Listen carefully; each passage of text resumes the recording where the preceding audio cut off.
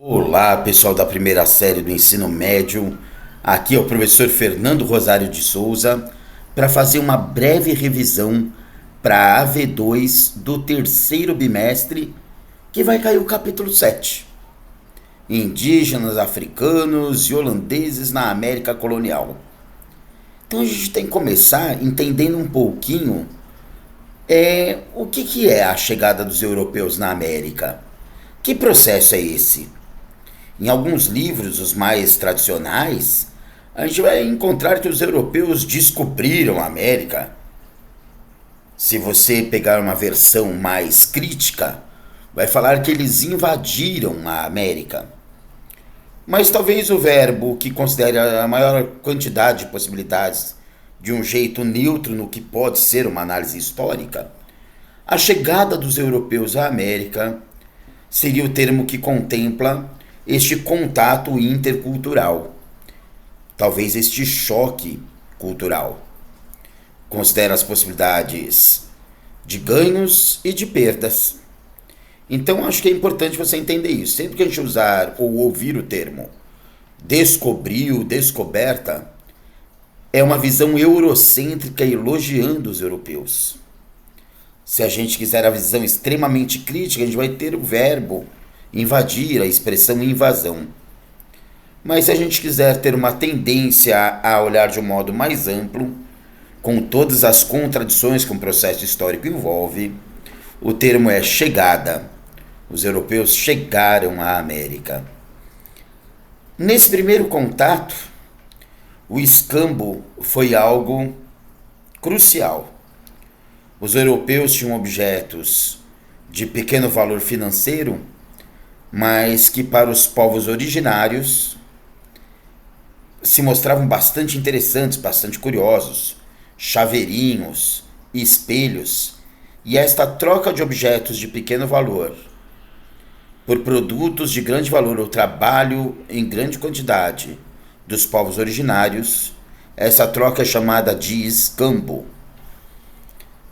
Ela é muito bem ilustrada numa música do Legião Urbana, onde o Renato Russo canta: quem me dera ao menos uma vez provar que quem tem mais do que precisa ter, quase sempre se convence que não tem o bastante, fala demais por não ter nada a dizer.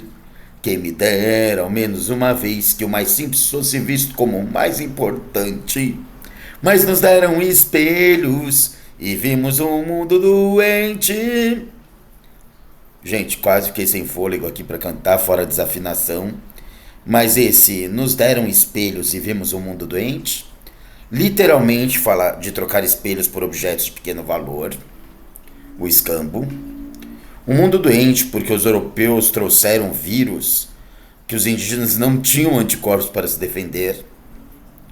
Um mundo doente onde um engana o outro por ambição, por lucro. Um mundo doente que se preocupa com o espelho, com a vaidade mais do que com a essência. E um mundo doente que é narcisista, que eu só consigo encontrar aquilo que é parecido comigo, que é espelho de mim. Aquilo que é diferente de mim eu desconsidero na visão eurocêntrica. Uma simples frase, mas cheia de simbolismos aí. O simbolismo direto é o escambo, mas nos deram espelhos e vimos um mundo doente, porque trocavam espelhinhos por ouro, por pau-brasil. Muito bem. Que nome a gente vai usar para os povos originários? Eu prefiro que a gente use povos originários. Se a gente fosse levar pelo ponto de vista antropológico, o certo era chamar pelo nome de cada civilização. Aquilo que a gente faz com astecas, maias e incas, o ideal é que a gente soubesse o nome de cada um dos povos, né? Quem mora nas Perdizes tem um pouco mais de facilidade, porque os nomes das ruas das Perdizes são nomes de aldeias, de civilizações originárias aqui do Brasil, né? Então, Tucuna, Iberê, Caiová, Pinagés, Cotoxó, né? E assim por diante. Mas usar o termo índios, ainda que a gente use índios, indígenas, mesmo pré-colombianos, é partir do ponto de vista do europeu. É ter uma visão eurocêntrica. E pior ainda, porque se trata de um erro. Cristóvão Colombo acreditava que chegaria às Índias, dando a volta ao mundo. Só que ele bateu num pequeno obstáculo, chamado depois de América, que ele acreditou que eram as Índias. E aí os habitantes deste novo continente, que ele pensava que eram as Índias, ele chamou de índios. Um outro navegante, o Américo Vespúcio, deu nome para o continente de América. Então chamar civilizações ameríndias ou pré-colombianas ou índios é partir do ponto de vista do conquistador e não dos povos originários.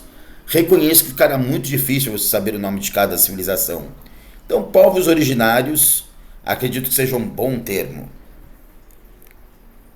Olha aí o Cristóvão Colombo.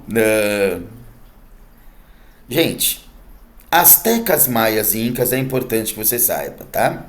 Astecas entre a América do Norte e a América Central. Fica fácil você lembrar porque astecas começa com a letra A de alto. Maias, América Central. Maias começa com M de meio. Incas, na região mais inferior, embaixo, né? Na região da Cordilheira dos Andes. Eu vou rapidamente lá para as contribuições desses povos, tá? Então, dos astecas, você precisa saber que eles tinham uma cidade construída no meio de um lago, o Lago Texcoco, onde eles acreditavam que construir essas ilhas artificiais muito antes de Dubai, com cactos e lama, daria proteção para os mesmos, tá? Inclusive tem uma lenda que diz que eles acreditavam que precisavam construir essa cidade no meio do lago, porque eles viram sobrevoando no lago uma águia, que seria o símbolo dos astecas, com uma serpente na boca, que seria o símbolo dos maias, que eram de quem eles estavam fugindo. E aí o lago traria uma proteção natural se as ilhas fossem feitas flutuantes aí, artificiais. E eles construíram uma das civilizações que mais impressionaram os europeus. Construíram a cidade de Tenochtitlan, dividida em 4 grandes áreas administrativas. Os Calpulis. Os Calpulis eram as 4 áreas administrativas de Tenochtitlan. Já que falamos dos astecas, vamos falar do povo que veio antes deles e que provavelmente eles construíram Tenochtitlan para fugir dos maias. Os maias tinham conhecimentos enormes de arquitetura, de astronomia, a ponto de a serpente, que era o símbolo deles, construída nessa pirâmide, né, Chichén Itzá, ela, em cada época do ano, ia liberando um pouco do brilho do sol da sombra, como se a serpente estivesse saindo e deslizando pelos degraus, a ponto que quando chegasse o solstício de inverno, a serpente estaria toda iluminada, como se tivesse saído da pirâmide, né? Não confundam as pirâmides maias, mesmo as astecas, com a função das egípcias. A função das pirâmides egípcias era de túmulo. Já as maias e astecas era de templo, de ritual religioso, tá? E os incas? Os incas tiveram toda uma cultura de fazer plantações na Cordilheira dos Andes, aproveitando terraços de alturas diferentes para evitar a erosão e também para aproveitar os diferentes níveis de luminosidade. Eles tinham um sistema de cálculos, de contas, que conseguiam fazer inclusive multiplicações, divisões, semelhante a um ábaco, mas feito com nós em barbantes, em cipós. Eu não vou nem arriscar como que as contas aqui são feitas, mas essa, segundo os matemáticos, é uma espécie de calculadora para a época, em que cada nó, feito de um jeito, simboliza um dos algarismos. Então, eles já conseguiam fazer sistemas de contagem muito precisos com esses quipus, né? Eu que pus esses nós aqui no barbante. Não, não é por isso, não. Bom, vamos continuar mais um pouquinho? Talvez você esteja pensando, Fernando, mas se esses povos são tão avançados, como que algumas centenas de europeus dominaram milhares e milhares de povos originários? Eu fico imaginando a metáfora se chegasse um povo alienígena com naves muito avançadas, uns dragões que a gente nunca tenha visto e armas ou doenças, armas já falei, né? E doenças, vírus que a gente não tivesse a mínima proteção. Isso devastaria a humanidade, não é? Esses alienígenas chegaram de outro mundo. Os europeus vieram com um tipo de animal que os indígenas nunca tinham visto: os cavalos. Trouxeram armas de fogo e vieram com vírus como da catapora, da gripe, do sarampo, para os quais os indígenas não tinham um sistema imunológico que pudesse dar conta. Então foi a guerra uma conquista militar, foi uma conquista cultural e foi uma conquista, uma guerra bacteriológica, né? Uma guerra biológica. Então, para você lembrar os três fatores, você imagina um cavalo espirrando balas de canhão, que vão acertar minha careca aqui, né? Muito bem. Caminhando mais um pouquinho. Contribuições dos povos originários para a gente. A harmonia com a natureza é a que estamos precisando aprender bastante. Os hábitos de higiene, europeus não tomam tanto banho como os indígenas. Hábitos de gastronomia e culinária, principalmente os ligados ao milho, pamonha, curau.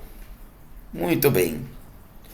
Devemos lembrar que os povos originários, nós não estamos fazendo favor para eles, garantindo seus direitos de terra, de cultura, de constituição, né? Por quê? De direitos humanos. Eles são os donos dessa terra. Essa terra que aqui no Brasil, por exemplo, se chamava Pindorama em Tupi-Guarani. Tem até uma música do Palavra Cantada que diz: Pindorama, Pindorama, é o Brasil antes de Cabral. Muito bem. A gente viu o pessoal da Nova Zelândia aí nas Olimpíadas tendo muito orgulho dos povos originários deles, fazendo aquela dança, o aka com cara de bravo, batendo forte, né? E parece que o Brasil quer meio esconder a sua origem indígena. Talvez se a gente passasse a ter mais orgulho e valorizar, seria um bom primeiro passo para que diversos direitos estivessem garantidos. Estudando bem este capítulo, você também está fazendo a sua parte. Então, olhe lá no livro, leia o capítulo inteiro, veja as partes que estão em destaque, assista esse vídeo quantas vezes precisar, consulte o nosso site, suas anotações e uma excelente prova para você. Até a próxima, pessoal!